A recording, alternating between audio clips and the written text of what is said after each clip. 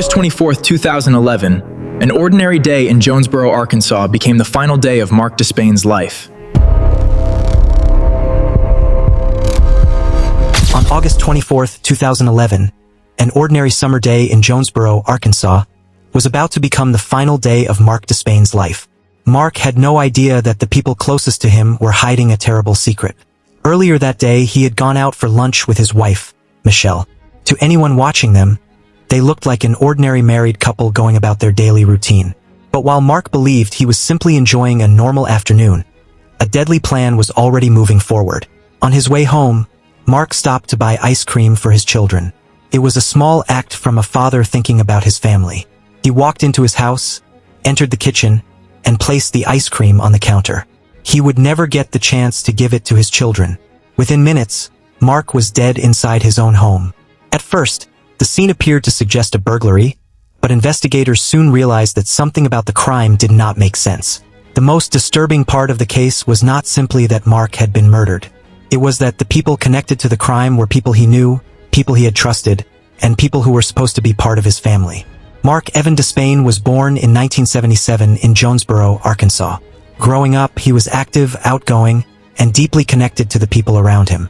During high school, he played football at Nettleton High School and graduated in 1995. Marc enjoyed being outdoors, spending time with friends, hunting, visiting the beach, and scuba diving. He was also passionate about sports and remained involved with his community. His faith was important to him, and he attended Central Baptist Church.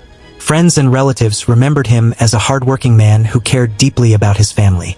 He was the kind of person who believed that providing for the people he loved was one of his most important responsibilities. Marc met Michelle Kelly when they were teenagers. Michelle was slightly younger than Marc and already had a daughter named Brooke from a previous relationship.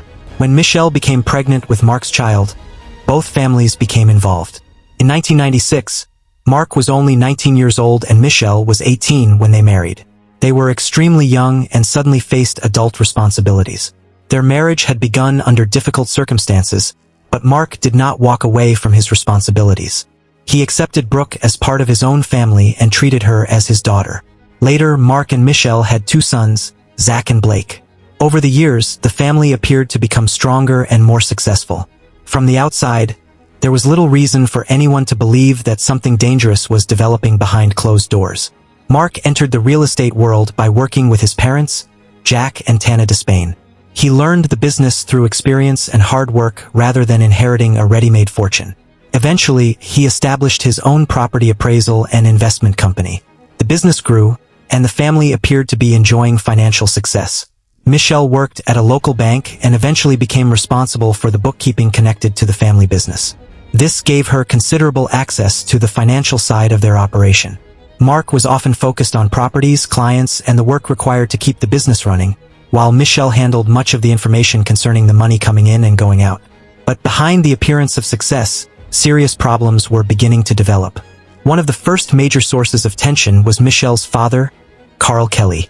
Carl came from a more modest working-class background, and when he saw the financial opportunities available through Marc and Michelle's growing real estate operation, he became involved in the business. He managed rental properties, collected rent, and handled various responsibilities. Over time, Carl became more deeply connected to the business. But there was an underlying problem. Marc was the owner and Carl worked for him. Carl was older than Marc, and Marc was not only his employer but also his son-in-law. Having to take instructions from a younger man within the family structure created tension between them. What began as ordinary disagreements gradually became a much deeper conflict. Another major fracture developed between Marc and his own parents. Marc had originally worked closely with Jack and Tana, but disagreements involving business and family relationships eventually created serious divisions. Michelle and Jack had heated arguments, and the situation became even more explosive when Michelle accused Jack of possessing inappropriate photographs of Brooke, who was a teenager at the time. The accusation was extremely serious, and Marc was placed in an almost impossible position. He ultimately believed his wife and filed a police report against his own father. Investigators later determined that the photographs in question were selfies Brooke had taken while using her grandfather's phone. No criminal charges were filed against Jack, but by then the damage to the family was enormous. Marc cut off contact with his father. Tana was devastated, and the relationship between the two sides of the family deteriorated badly. What had once been a family was now divided by suspicion, anger, and resentment. Years later, investigators would consider whether this family conflict had helped isolate Marc from the people who might otherwise have supported him. By becoming distant from his parents, Marc had fewer people around him who could question what was happening inside his marriage or business. Meanwhile, Michelle and Carl remained close to him. Whether the earlier accusation was deliberately intended to isolate Marc or not, the result was the same. One of the strongest connections in Marc's life had been broken. Then investigators uncovered another major secret. The Despain business was not nearly as healthy as Marc believed. The company had accumulated more than $2 million in debt. Bills were piling up, financial obligations were becoming harder to manage, and some properties were reportedly at risk. Marc was working hard to keep the business going, but he did not have a complete picture of the financial situation. Michelle was the person handling much of the bookkeeping, and Marc trusted her. While he concentrated on the work itself, he apparently did not realize how serious the financial problems had become. But money was not the only secret Michelle was hiding. According to the case accounts, she was involved in a secret relationship with a younger co-worker from the bank. The man was considerably younger than Michelle, and the relationship went beyond a private affair. Michelle was reportedly providing him with financial assistance, including help with rent, groceries, and other expenses. This was happening while her own family's business was struggling under a massive debt burden. The contrast was striking. Marc was working to build a future for his family, while money connected to that same family was allegedly being used to support a separate relationship that he knew nothing about. Then came the conversation that may have changed everything. About a week before Marc's death, he confronted Michelle about their marriage and told her that he was considering divorce. For Michelle, the possibility of divorce threatened more than just the relationship. It could expose the secrets she had been hiding, bring the family's financial problems into the open, and potentially destroy the lifestyle she had become accustomed to. Marc's mother, Tana, later believed that this conversation was the moment when Michelle decided that Marc could not simply walk away. According to the investigation, Michelle and Carl began arranging a plan to have Marc killed. They allegedly reached out to Johnny Howard, who had connections that could lead them to someone willing to carry out the murder. Howard then became connected to Terrence Odell Barker, also known as Qualo. Barker was allegedly offered several $1,000s to kill Marc. The plan was designed to make the death appear to be connected to a burglary. Marc needed to be away from the house long enough for the killer to enter and wait for him. Then came August 24, 2011. That morning, Michelle sent a message to her father indicating that the plan had to happen that day. Carl responded by asking whether she could get Marc to lunch. Michelle could, and she did. Marc went to lunch with his wife without realizing that the person sitting beside him was allegedly helping arrange his death. After lunch, Michelle separated from Marc, giving him a reason to return home alone. Somewhere along the way, Marc stopped to buy ice cream for his children. It was an ordinary act of love on an extraordinary day. He had no reason to believe that his home was no longer safe. When Marc entered his kitchen and placed the ice cream on the counter, the plan reached its final stage. Barker was allegedly waiting inside the house. Marc was shot from behind and died in the kitchen.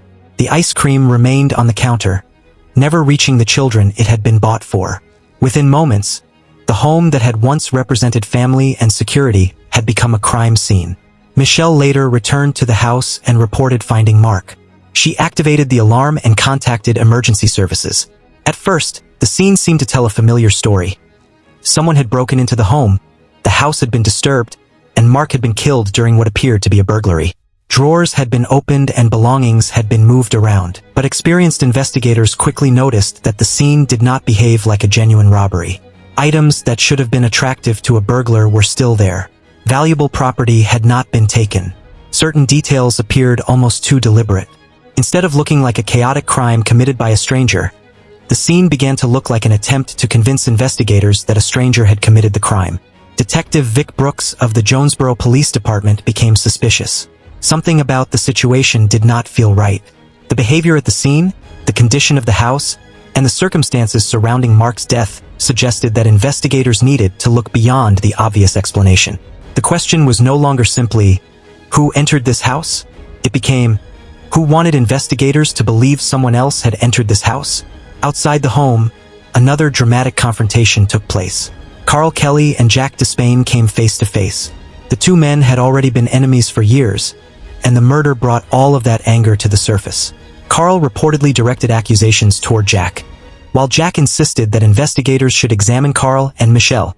To investigators, the confrontation was significant because it showed just how deeply divided the family had become. The breakthrough eventually came from an unexpected direction. Terrence Barker reportedly began talking about his involvement. Information from the criminal world reached investigators, and witnesses also reported seeing a damaged blue Mercedes in the area around the time of the murder. The vehicle was connected to Johnny Heward. But the most important evidence came from communications between Michelle and Carl. Investigators obtained phone records and discovered a series of messages exchanged between them before the murder. Some messages had been deleted, but digital evidence could still be recovered. Among the recovered communications was the message indicating that the plan had to happen that day.